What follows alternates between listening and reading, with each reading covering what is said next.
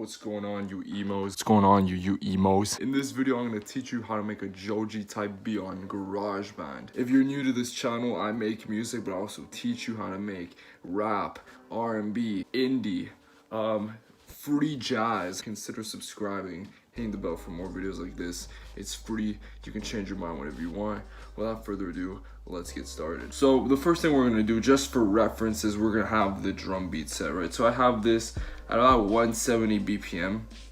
And what we're going to do is we're going to go to drums and we're going to go to beat sequencer. And I chose a modern 909. This is not what I wanted. So we're just going to remove this shit because I didn't ask for this. We're just going to have like a triplet,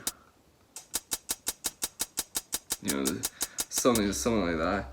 You can even have this go even slower, to be honest. And just have it go like that. Now, if you wanted to, I'd actually recommend changing this to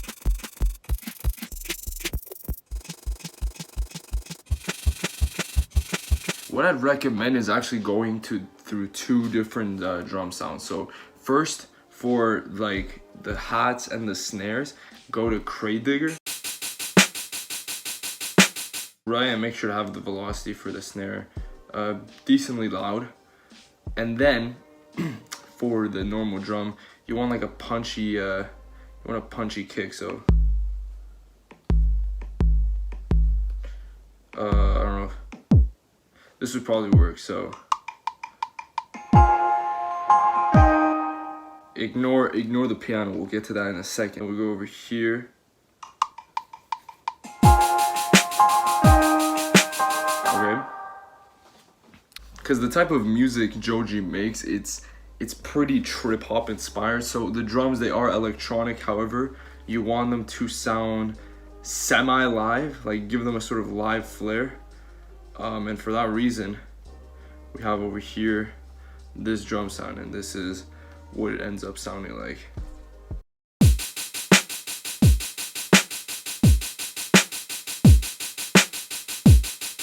I'd even recommend changing the drum to something else. I don't know what though. That sounds too bad. Maybe this actually. How would this sound? I actually like that. It has a live sound, but it's definitely electronically made. So we're gonna delete this one. This one was a failed attempt. But as you can see, this comes later on because we still haven't gone to the main thing, which is the piano. So what you're gonna do is you're gonna go over here, not there, over here to keyboard, go to like the normal one. You can choose either classic or grand piano. I just chose classic. Obviously, you have the option to choose what scale we're going in. So we're in C major right now, but I chose C minor. And I went to like 2 steps up.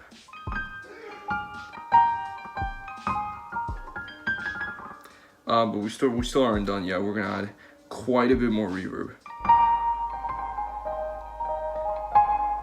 And the goal is really to make it sound as like live as possible, as like raw.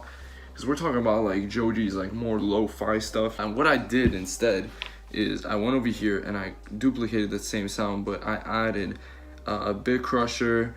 I don't know what this is. I just have it in Spanish, and basically it sounds like this.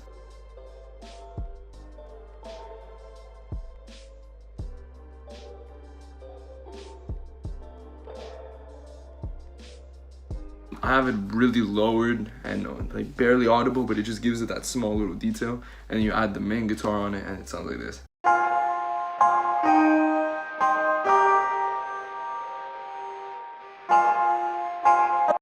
Sounds a bit like atonal, sounds a bit off, but it adds to the effect, the lo-fi roughness that makes JOJI's song so good, or his older stuff at least. And then lastly, we're going to add a bass. I chose the 70s bass, which you can get if you go on Alchemy Synth, bass, and then literally the first one. So, added a quick little melody, nothing too crazy.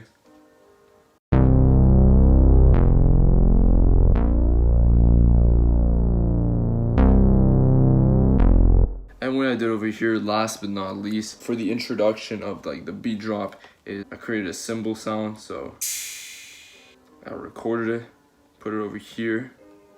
Then I went over here and I did combine, and I clicked combine without combining it with anything else to turn it into this audio file. And then we go over here to configuration, invert, so it goes in reverse, and adding it with the other symbol. Just like a little build up. So once you have everything together, you want to align it the way you want it to, and once you're done, you get this.